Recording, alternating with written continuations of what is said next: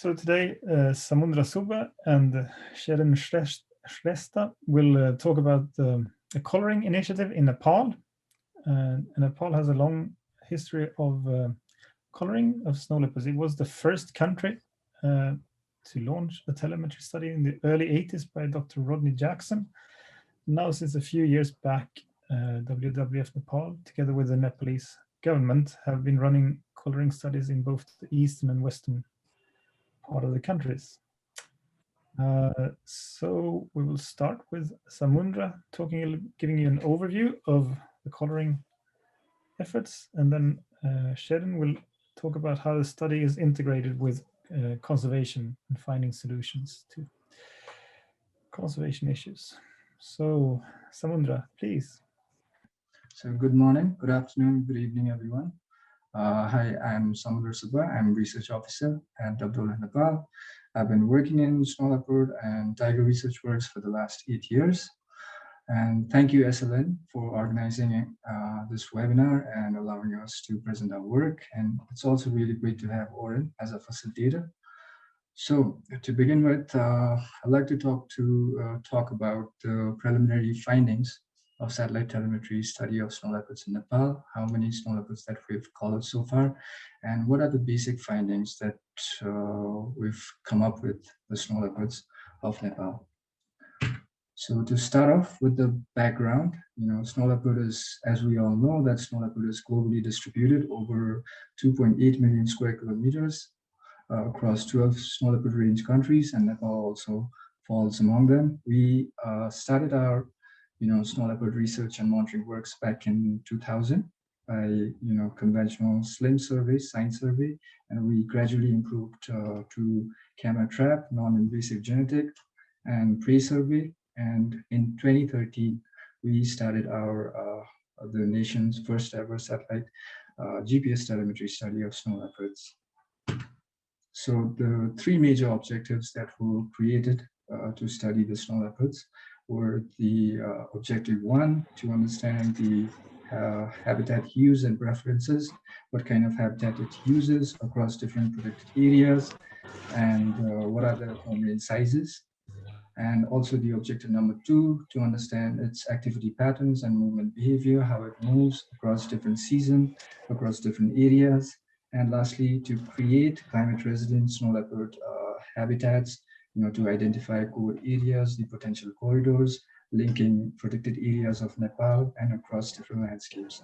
So this project was solely led by the government of Nepal, Department of National Parks and Wildlife Conservation, along with Shephuksundar National Park and Kanchenjunga Conservation Area, KCA, with support from one of our conservation partner, National Trust for Nature Conservation, where we, WWF, provided our financial and technical support.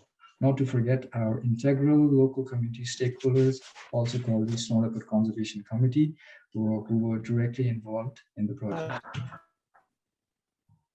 Yeah.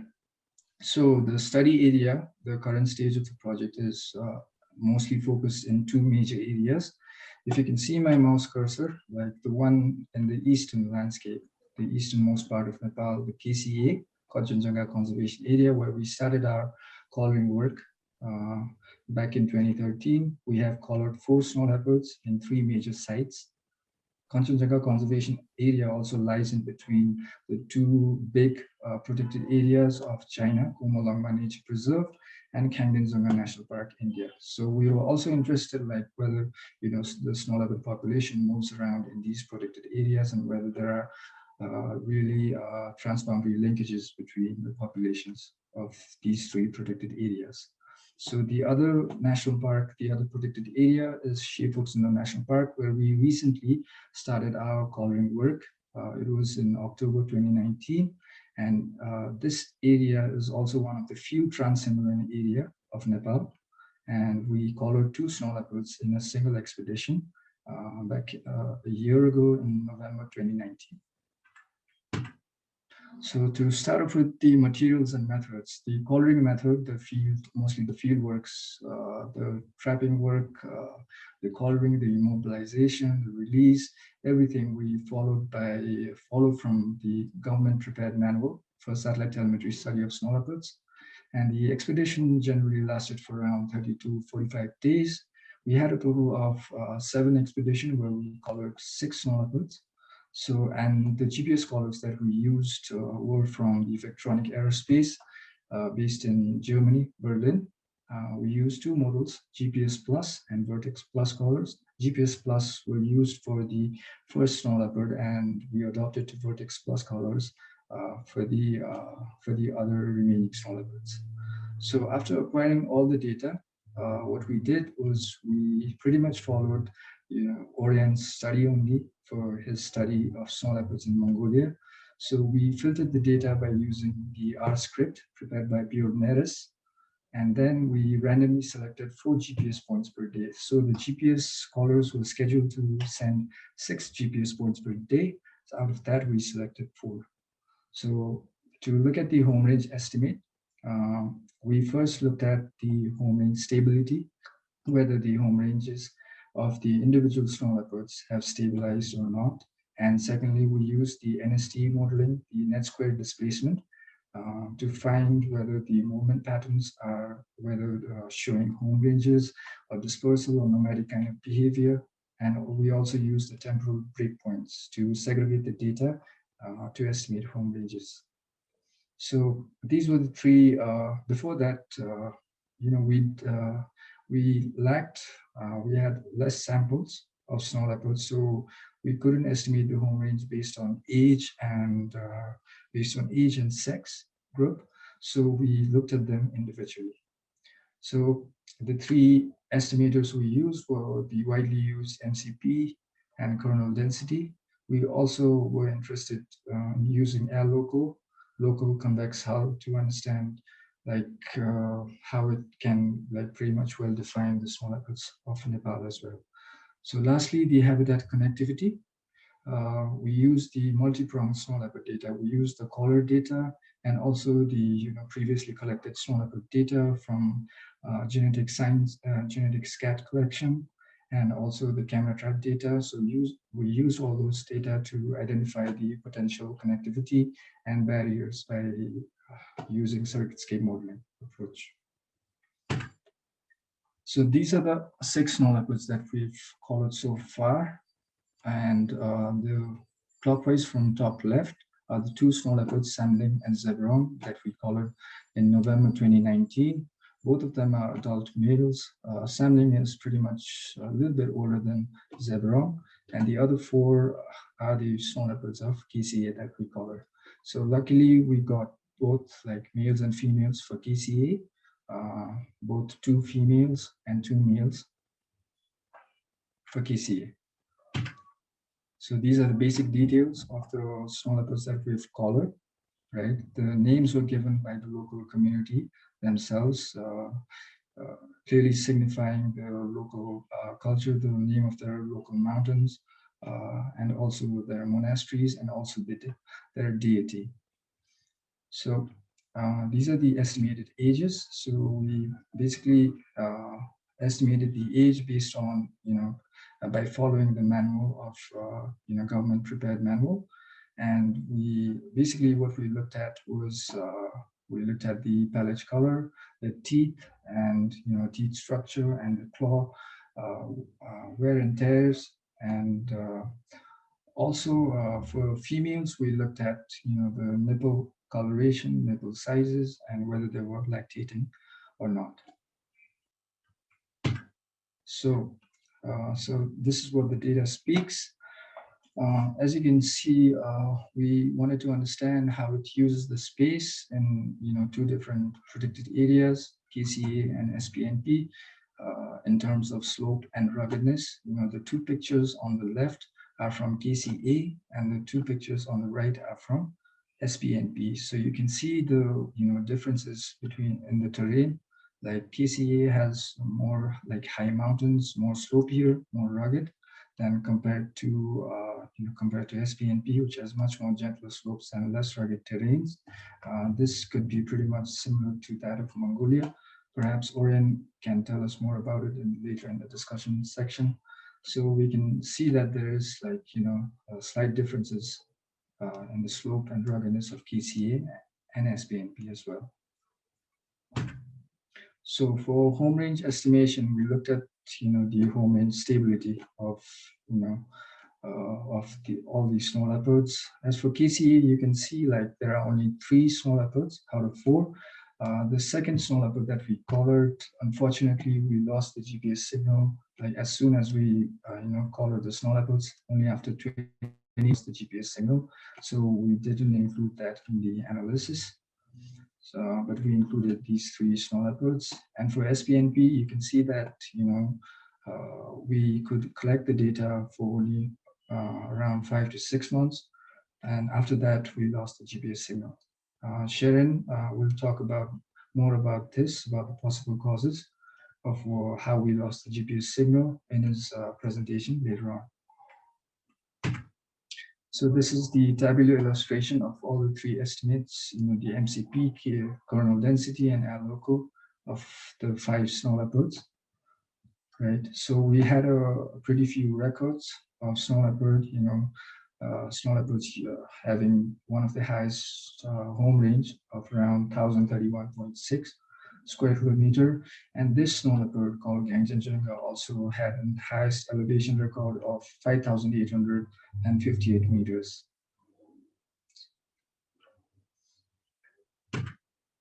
So this is the map illustration of generated by L loco and also the MCP, right? So we found that the L loco estimate much more reliable, much more real, and much more suitable for the snow leopards of KCA. And we also completely agree with Orion's paper of using L loco. So you can see that these grayish areas are the potential habitat generated by maxent modeling. And these whiter areas up in the north are mostly the snow-capped high mountains. So the snow leopards weren't actually using these areas, but they were using all these valley gorges, of alpine grasslands. So the L loco pretty much, it pretty much defined the actual boundaries used by the snow leopard. So the bluish one is that of the adult male snow leopard, and the yellowish one is that of the adult female snow leopard. This one is the subadult female snow leopard. You can also see the holes. This is actually the high mountain range here. So snow leopard were avoiding this, and to get towards India. So you can see that it was using these 2 paths, right?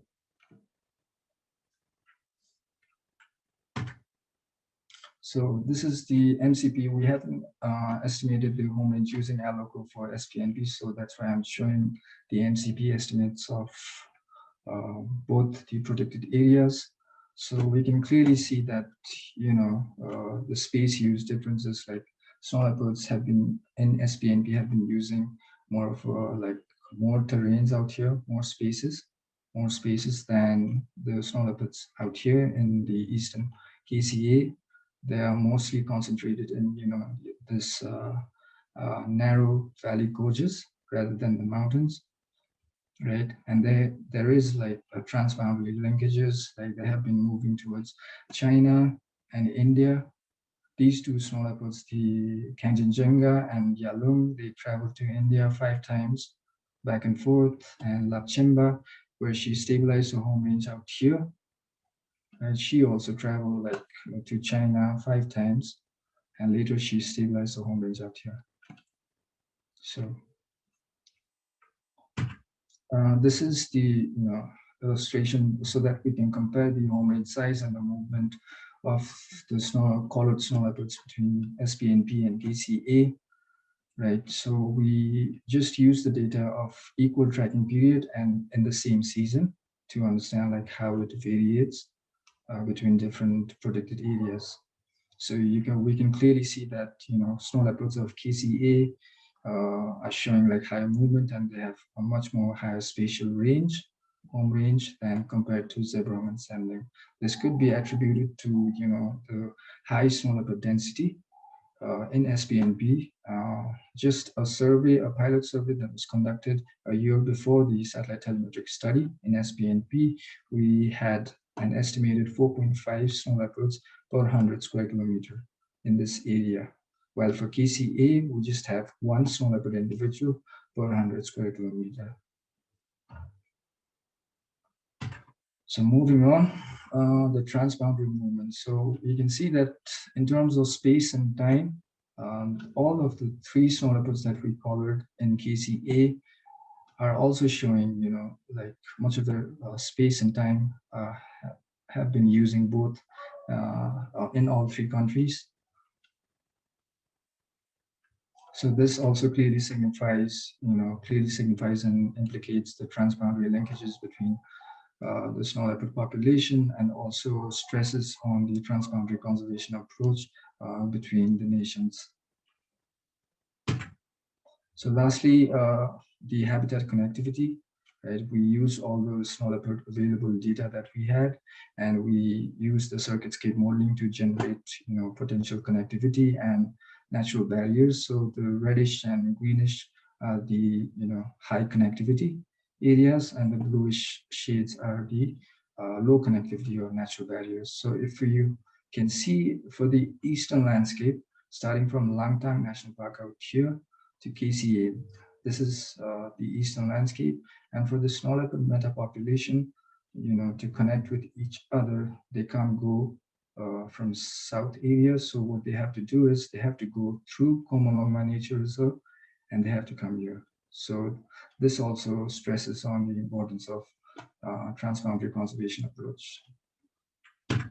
So all these informations, all these new and useful information will later feed into snow leopard conservation action plans, and also the landscape management plans, to make our conservation strategies much more effective and conservation programs much more robust and reliable on the ground.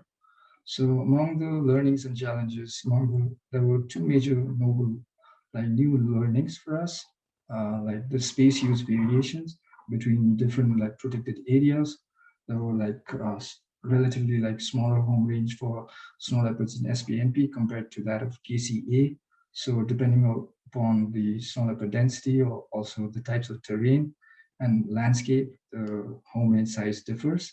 And also the home range size was also shaped by the terrain structure. So if you notice back, if I may, then I'd like to show you this figure. This is of the snow leopard, adult male snow leopard's home range, and this is of the yellowish part is of the adult female snow leopard. So you can see that snow leopard's home range, they are pretty much similar. This was around 316, I think, and this is around 310. So there is not much of difference between the male and female, although males should be having more. But if you look at the terrain structure, like the only available habitat is around these valley gorges. And if you come down southwards, the terrain slightly goes much more gentler, and there is much more space available for the snow leopards to move. So that's why that is one of the reasons why yellow, the female snow leopard, has comparatively or more or less equal home range size compared that with the adult male. So among the challenges we faced, definitely, one of our snow leopard lost the signal soon after 20 days. So that was one of the technical issues. There is really never a guarantee that the collar would work for 1 or 1.5 years. So that is one of our major challenges, to work with the company and work with the entire snow leopard research team to come up with GPS collars that can, work at least for a year. And the other challenge that we faced was the data analysis challenges. There are very few papers. Orient paper helped us a lot in analyzing the data, but despite that, there are very few scientific papers that could really guide us in analyzing the data. So we invested lots of time in learning the packages and analyzing the data. So we struggled a few bit in analyzing the data and coming up with the robust result. So thank you so much for listening. Thank you so much for your patience. And I'd like to end my presentation by showing this group photo of our recent collaring team in SPNP. Thank you so much.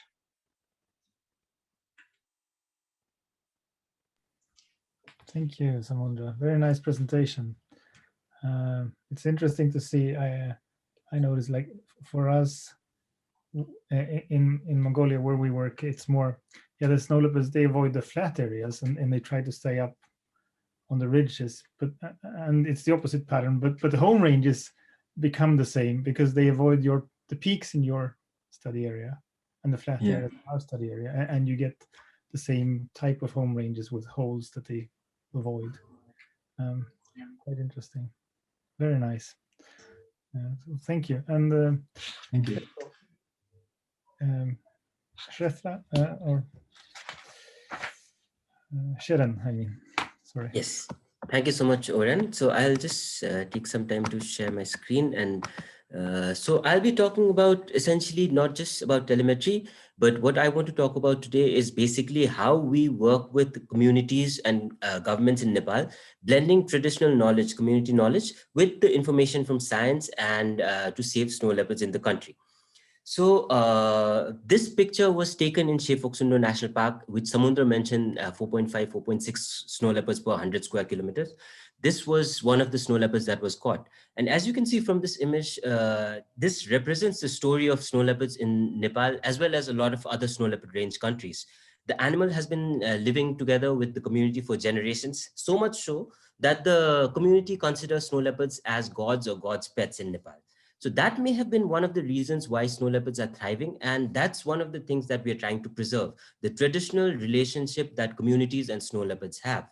And in this regard, in every step of the way, we work with Nepal government and with the community. And this is what I'm going to be talking about right now. So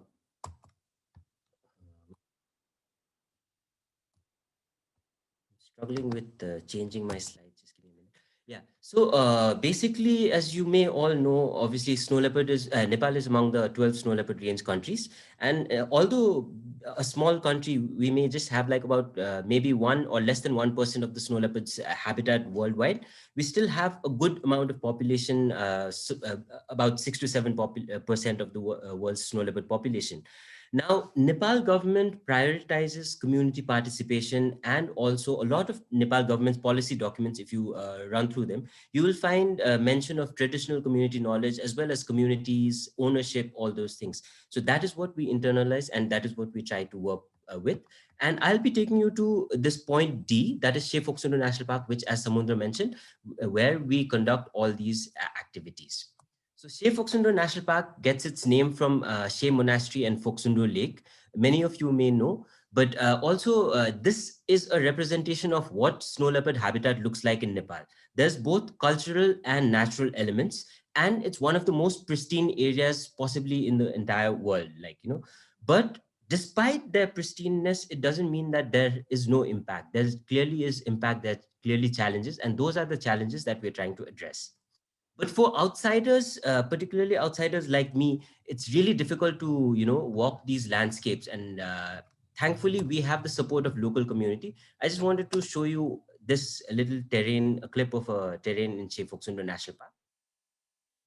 So we are really thankful that we have the support of the community, because without the support of the community, we wouldn't be able to walk and conduct all these exercises, the telemetry expeditions, all the conservation work that we are doing. We are able to do this because of the support of the community as well as the government. So in these difficult terrains, I mean, the community know these landscapes, right? So we use their capacity, their knowledge of the landscape to help us implement these conservation solutions, which are beneficial to both snow leopard and community. So this is one little anecdote I wanted to share. This was during the first trip to Shefoksundo National Park for me in May 2018. We have to cross this 17,000 feet pass, and this pass was covered in snow. And as we were walking up towards the pass, a lot of these caravans were returning, saying that there's no way we can cross, we should just head back. But again, then too, we had the support of the local community. We had, locals from that region available with us. So they said, okay, let's go up and we will see what happens. So once we went up, what they decided, the way to go about was this. We offloaded all our yaks, all our equipments off the yaks, sent the yaks down, and then rolled our equipment and then after that slid down, and then we went on and completed our journey. We were going to Shea Monastery, and we managed to reach Shea Monastery, but then our food that was coming a day later couldn't arrive. And again, once again, community came to the rescue. This gentleman here, he's the head monk of Shea Monastery. His family and a few other monk families, they provided us food, they provided us a space to do our trainings. So basically, we had gone there to train citizen scientists to do a baseline assessment in Shea Phoksundo National Park as we were starting our project. So they provided us all this support. But, as they did, they also kept challenging us. What he said was like, you are here to save snow leopards. What about our livestock? And that was an important question, because we were there not just to save snow leopards. We were there to save snow leopards in its entirety, as conservation is doing currently. Basically, considering community also as an integral part of this landscape. And so we were trying to tell him that, yeah, we were there not just for snow leopards, but also to save their livestock. Now, livestock, as you may know, forms a lifeline for these mountain communities. They use for food, for clothing, and it's like their bank balance, so to say, and they also use for transportation. As you can see, all these trails that are used, I mean, there are no road networks, wide road networks, and these are all connected by trails. And to transport, local communities use these yaks and all these livestock, right? So these livestock form a part of snow leopard's diet, and snow leopard is going to take one or two, which is generally tolerated. But what happens is there are cases of surplus killing. So one of the reasons that we identified was possibly because of the way the animals were being kept in these open corrals. And we are trying to help prevent these surplus killings and prevent retaliatory killings, which is one of the gravest threats to snow leopards. Other than trade and also climate and habitat degradation, all those things. So we look at our project in its entirety, trying to save the snow leopard in its entire ecosystem, and working with two key partners, again, our community members and the governments. So what are the different kind of efforts that we put in? Research, Samundra has already spoken about satellite telemetry, but we also conduct camera traps and prey-based surveys, studies of the habitat, and also socio-economic surveys. So what we're trying to do is get a holistic, as much as possible, holistic understanding of the landscape to be able to devise holistic solutions. And in this, I think there's one simple mantra that we try and apply is to engage community, as I mentioned earlier, because we need their support. It's not like we can do it without them. So we engage the community, we engage their skills. And what we do is we teach them what we know about these tools and develop them as citizen scientists or Snow Leopard Conservation Committee, as Samundra mentioned, and enroll their help in implementing these research. So once the research is done and the information is come in, we analyze the information and we work with the community to find solutions and again mobilize these citizen scientists to try and implement these solutions. So they are seen as conservation leaders. So a lot of these areas in Nepal, remote areas in Nepal, may not have very high government presence as you would in Kathmandu, where we are right now. So what we are trying to do is give them some sort of institutionalizing or something of that sort, so that they're seen as conservation leaders and they're seen as partners by the government, so both of them can work together. So that's the thing that we're trying to look at. Obviously, all of the research goes into improving management. Samundra has already mentioned some of the larger regional, strategic, and national conservation plans that these research feed into, but also improving management at grassroots level. You may know Nepal is like moving into this constitution, change of constitution, where we have a democracy now. So a lot of new policies and laws being formulated. So these are some examples here. In interaction we held with the parliamentarians, policymakers with local communities, so that they understand these issues while incorporating their elements, their needs into the policies.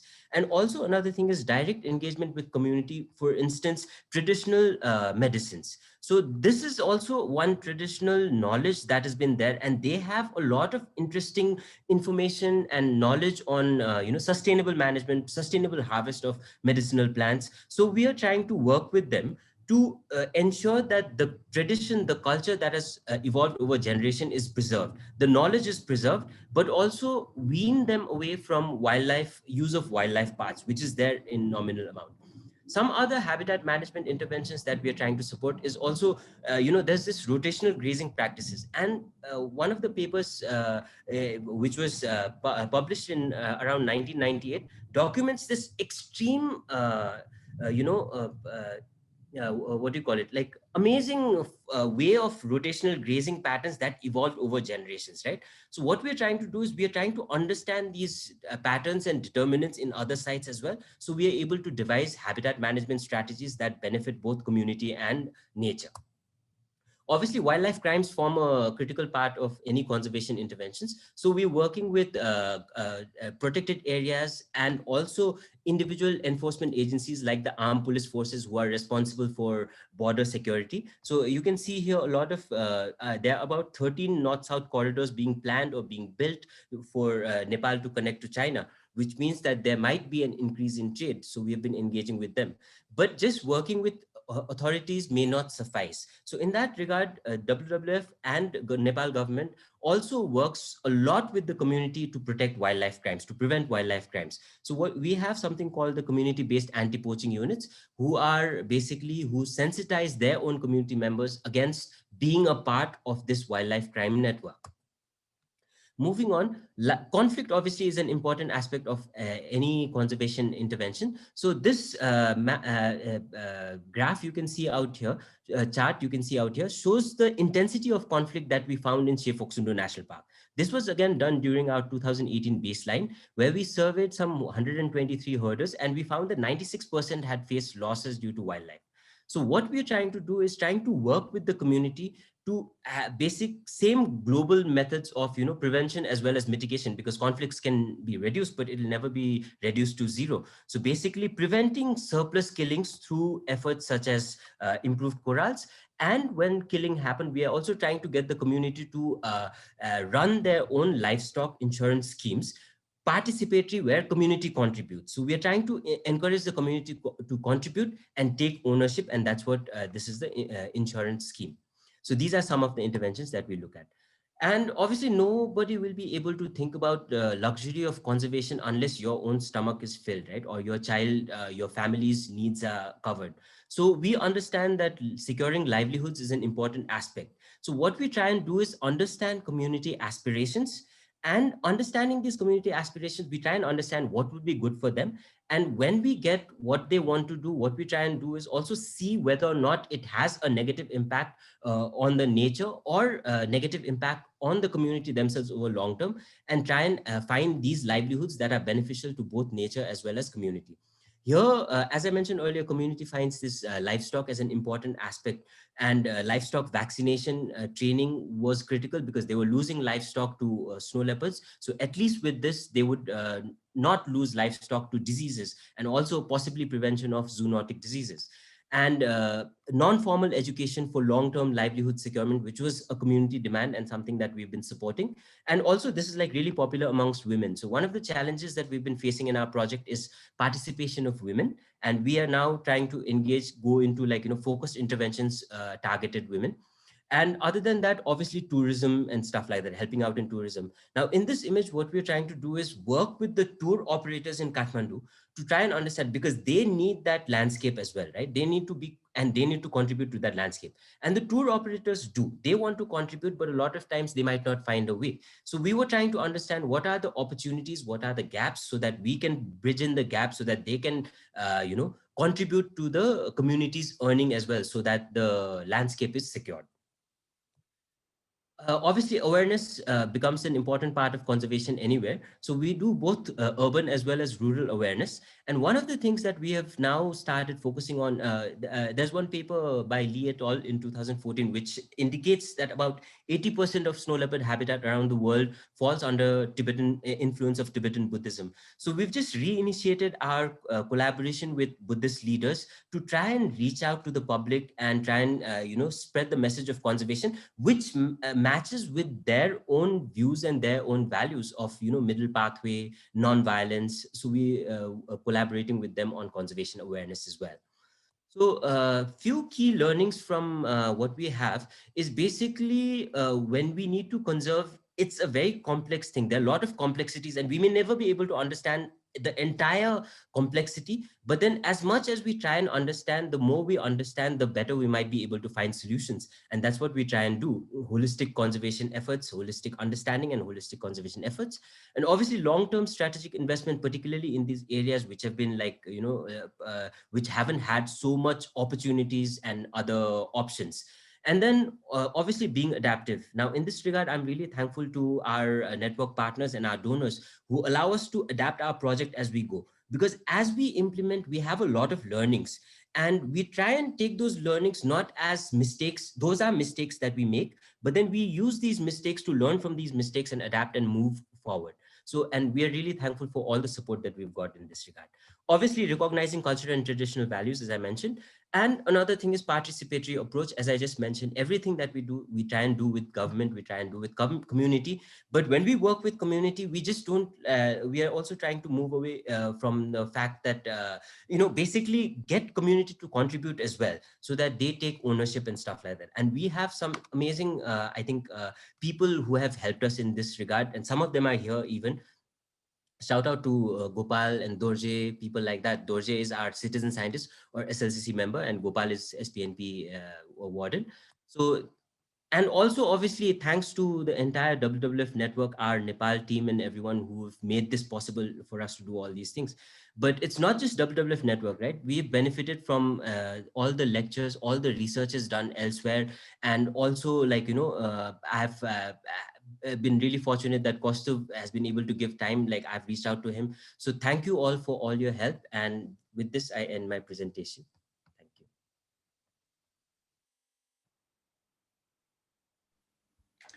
Thank you, Sharon. Very interesting. Thank you.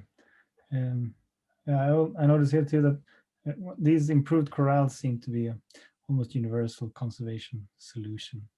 It seems to make a huge difference wherever we try that. So I'll see. There's lots of questions here, and I think maybe some have been answered already.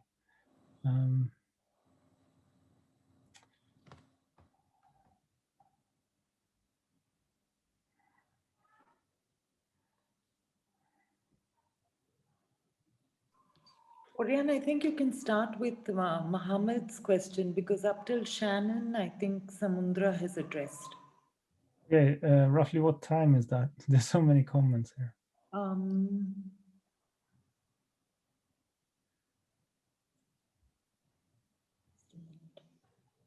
Oh, wait a minute. Oh, I have it. Yeah. I think I have it. Just a question for Samundra. In the slide where it was shown the home range's stability period, all 5 plots showed an increasing trend for 5-6 months before each home range stabilized. Wondering why it took several months for each to stabilize. Is that right, that the snow leopard individuals are pretty engaged in substantial exploratory movement that causes a prolonged time to achieve home range stability? Yeah. Hi, Oren. I think I've answered that question in the chat section. Oh, sorry. Yeah, but I can say that again. Yeah. So Mohammed's question was about the home range stability. Yes, our snow leopards, exhibited like seasonal range differences. Like in the summer season, it was using much more like in a concentrated space, and as soon as the summer ended, in the autumn season, the range expanded. So it took us, a little bit much more time to stabilize the home range. That might be the reason for it. Yeah, so to estimate the home range, we needed a substantial data set, at least over a year, to estimate the home range. Yeah. So. I also, yeah, and cats don't like a wolf or a wolverine, they move very far every day, but cats are they take it easy. So when they have such a huge home range, it will take some time for them to cover all of it too, I think. But yeah. And there's a question here, let's see, from Salvador. Let me know if you answered it to someone, but could you share some information on the capture and immobilization effort that went for coloring? How many days did it take, and how did you trap snow leopards?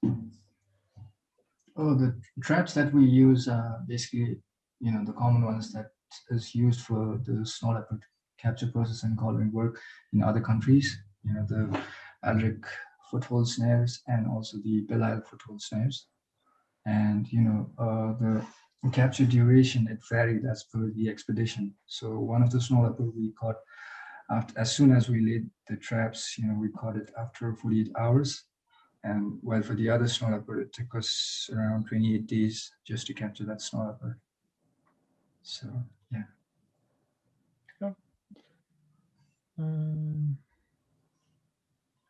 Justine has asked here for Sharon. Great to hear about these programs, especially engaging women. What kind of programs have you and the communities taken forward? Do they focus on engaging women as part of already ongoing programs, or try to create new programs specifically focusing on women? Yeah, thank you, Justine. So what we've been doing is over the past 3 years, we've been working in Shifoksundo National Park, and every time we go to the field, every time, we try and encourage women, but somehow their participation has been low. Obviously, there must be certain challenges, certain issues that they're facing, certain maybe social issues and stuff like that. So what we did was over the past 3 years, we made it open, but we encouraged women to participate. But there were just few activities where women were very active. One was obviously non-formal education, where they were very forthcoming, as well as certain livelihood interventions. But as citizen scientists, it was mostly men colleagues. So this year onwards, we have started this outreach because there's this thing called Women's Group that was established earlier they have been there for quite some time, but they have been sort of not very active. So we're trying to re-engage with them and restart with them. And due to COVID, this has been delayed. And just now we are working out a way to kind of re-engage with them and trying to identify from them. We are planning out, a sort of orientations and get them to go back to their women group and discuss what would they like to do, how would they like us to help, and then collate all that. So we are looking at moving it that way. So as of now, we are in the starting phase of this women focused activity. Thank you. Here's a question from Naresh. Wonderful presentation, Samundradai. I wonder about scientific publications from the coloring studies. They have generated so much new knowledge, and the data should not be limited to. Yeah, you can use it for more than management plans and national documents. Are you working on publications or? Yes. Yes, we are working on it. Like that is one of our top priority, and we are pretty much in our final stage of publishing the findings. Yeah. Yeah, I know. So, it takes time. yeah.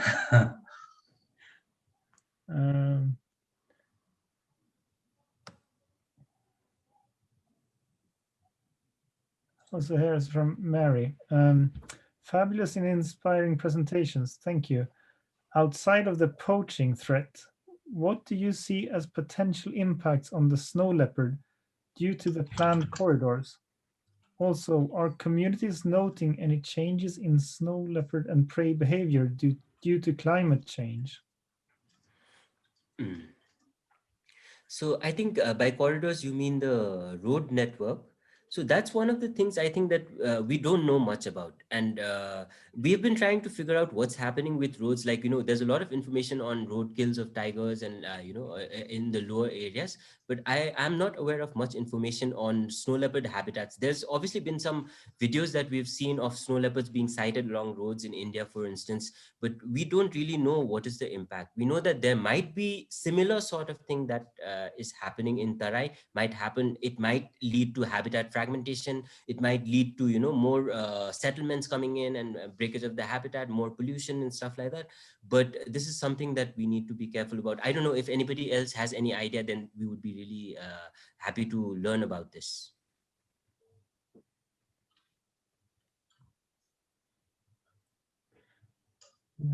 Yeah, if anyone knows, please comment. Also regarding this noting prey behavior change and snow leopard behavior change, if Dorje or Gopal, anyone, Dorje bhai, would you like to answer something? Do you know of any changes that people have seen as a result of climate change or linked to climate change? Dorje, if you're there. So Dorje is basically our citizen scientist, and he's been helping us with a lot of interventions. Dorje, anything? Sorry, sir. Actually, Sorry. yes, sir. Ajit. What is the question चाहिँ यो climate चेन्जको केही इम्प्याक्ट्सहरू हाम्रो माथितिर snow लेपर्डको बिहेभियरमा, प्रेको बिहेभियरमा त्यस्तो केही देखेको छ climate चेन्जको इम्प्याक्ट्सहरू? exactly त्यस्तो I can't figure out the exact effect of climate change on the habitats of snow leopard, but in the recent years, due to the establishment of SPNP and conservation work, continuous work of conservation, the number of snow leopard is increasing in the regions of SPNP. And we can also find that the snow leopard affecting the cattle, what I mean livestock is increasing. I think this is just because of the one reason is that the increase in the number of snow leopard, and the next can be the effect of climate change, because the grazing ground for the prey base are not enough as the climate is changing, and the grazing grounds are degrading. So this can be a point of climate change on the number of snow leopard. Thank you, Dorje. Yeah, thank you. Seeing if I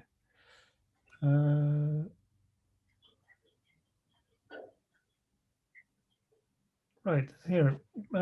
So from Ali Madad Rajavi, what alternative do you have for livestock predation, and what vaccine do you use for the livestock to prevent disease to snow leopard?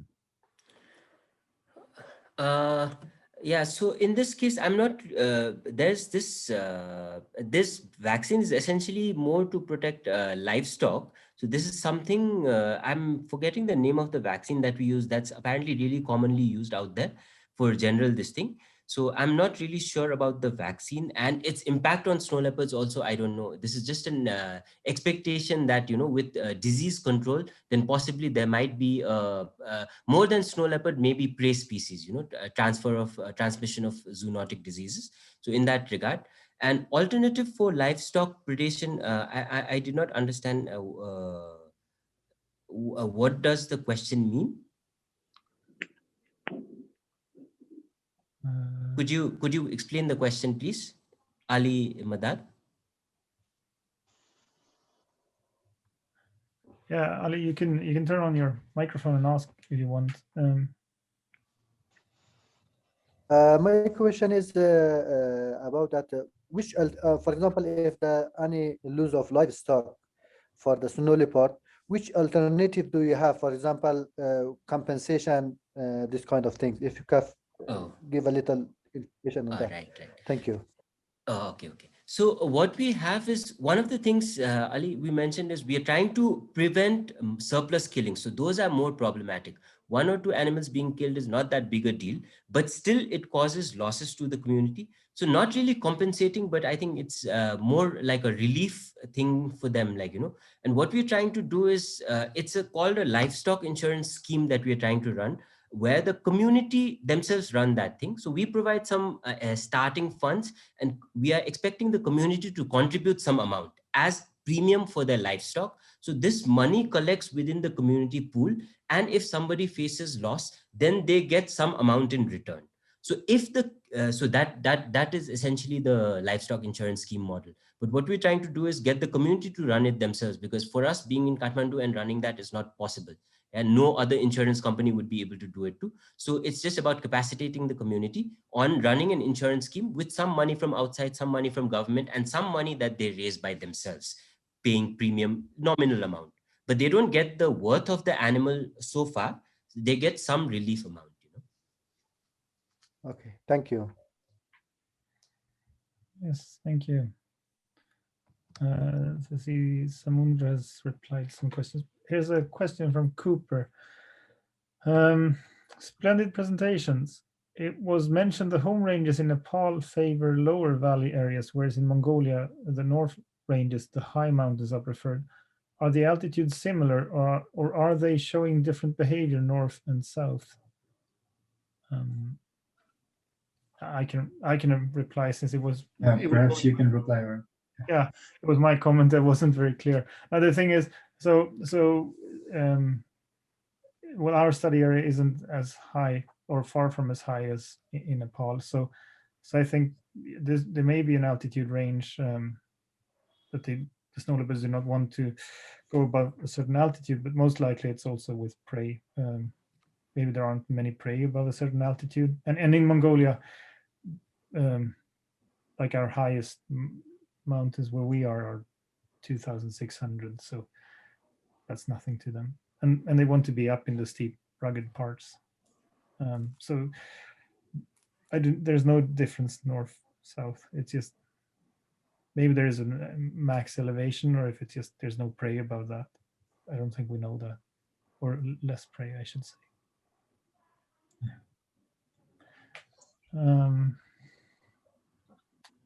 And here's a question from Kostub. Wonderful presentation. This is also one of the few GSLEP landscapes that have prepared a climate smart management plan. Regarding this study, what's the plan going forward with the coloring plans? Also, great opportunity to monitor changes due to climate going forward if the plans are long-term. Yes, absolutely, Kostub. I agree with you, and possibly maybe I will get in touch with you regarding this later also. So there are some coloring plans. Maybe if Gopal, right? Gopal, do you want to talk about it?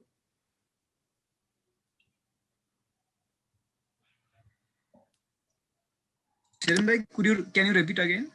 Yeah, so basically, Kostub is asking about the coloring plans, future coloring plans. I just thought maybe like you would talk about it a little bit. Yeah, so we are preparing a work plan to expedite the field work.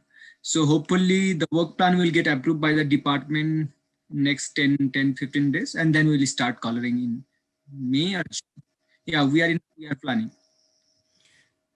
Thank you, Gopal. So basically, we have plans to color some more, and it's a long process, right? Even preparing for the coloring and everything, there's a lot of paperwork to be done, including preparing these plans to ensure that we apply the best practices and stuff like that. So currently that work is going on, Kostub, and we are hoping to go in May sometime, but then there's other challenges presented by COVID. So if that everything gets sorted, then we plan to do this soon, the next coloring. That's fascinating. We're looking forward to hearing how it goes. Here's a question. I'm not from Shevang. Thank you all for the informative presentations. Is GID, maybe you know what this is GID disease, or I don't know if I can pronounce this, but quinaurosis, a problem in your livestock species, especially jacks in the area? I'm sorry, I can't pronounce that disease. I don't know what it is.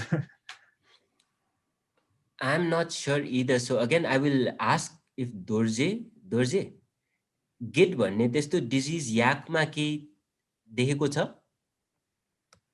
What kind of disease is that, Sewang? I don't know. Yeah, it's caused by a tapeworm.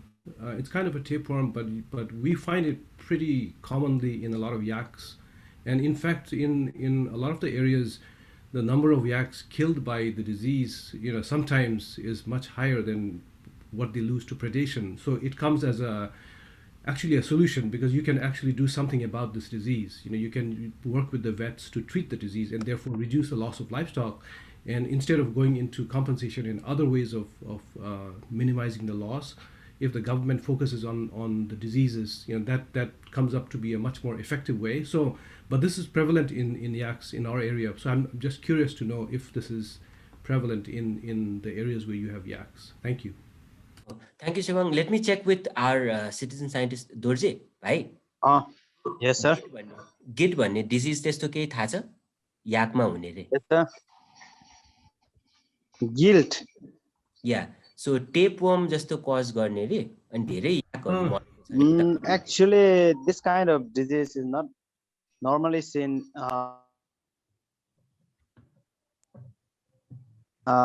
We have very few cases.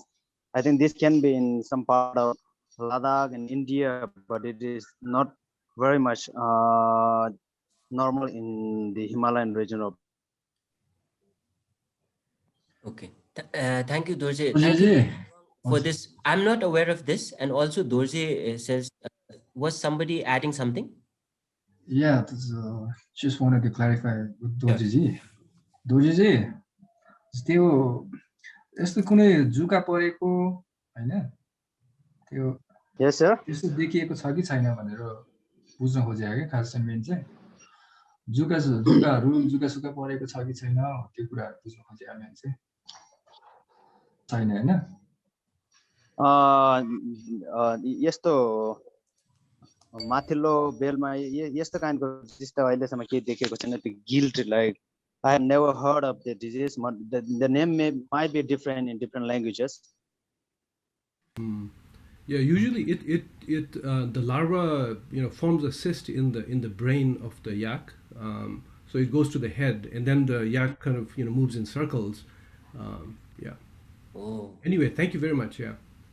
Thank you, Shivang, for this information. We will keep a watch out, and we will see if there's more information on this. I'm not aware of this, and we will check out some more if there's something like this. Thank you so much. Yeah, thank you. It was new for me too. So I think someone replied to a question here, but here's one from Ali. The canine distemper is major challenge, and it affects most of the terrestrial carnivores. Did you collect any blood samples to check exposure level for canine distemper virus in the collared snow leopards? So far, we have no record of canine distemper so far, but yeah, it will be interesting to investigate whether the snow leopards are also, exhibiting any signs of distemper virus. Yes. So from Yashvir, fascinating presentations. I'm particularly intrigued by the map on connectivity. The Trans-Himalaya are key here, and within that too, the Indus Tsangpo sutures seems to be the best area for movements east-west. Oh, it was just a comment. Thank you, Yashvir.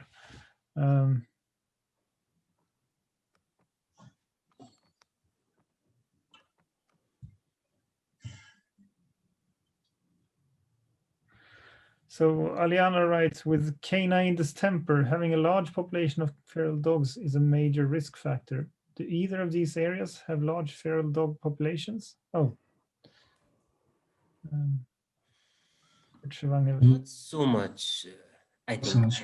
Please go ahead. Perhaps Gopal bhai, can you answer this question? I haven't seen much of those. I haven't seen many feral dogs in Upper Dolpa. I have been to KCA as well, but I haven't noticed. There are dogs, but not as feral as in North India, SPT and other lands. I would not rate that as a big problem, at least for Dolpa. As of now, yes, I agree. As of now, yeah. As of now, yeah. Because there are some parts in Nepal where feral dogs are known to be slightly problematic, but like this Manang. Currently in Dolpa and even in KCA for that matter. Yeah, so we can if anyone has any final questions. But there was one here from Aliana. Do the local people use livestock guarding dogs for their livestock? To some extent, yes, they do have guard dogs, but basically those are those Tibetan Mastiff breeds. And again, I haven't seen a lot of those, but they do. They do have, some of them do have.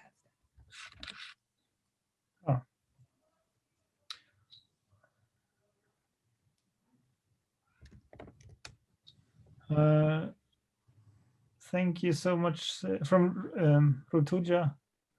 Thank you so much, Samundra. Are there any other parameters other than home range you are looking forward to get answers using radio telemetry data?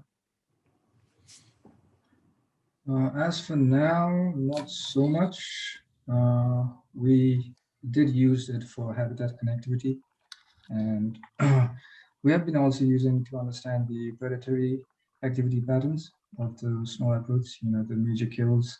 It does the interval of days it takes to kill its major prey, all those kind of things. But mostly the home range estimates. Yeah. And also to mention the seasonal range patterns that we've been working to analyze the data and to come up with some interesting findings. Yeah.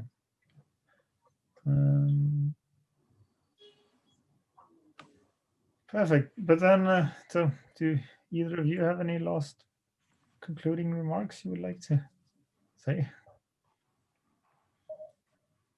Samundra?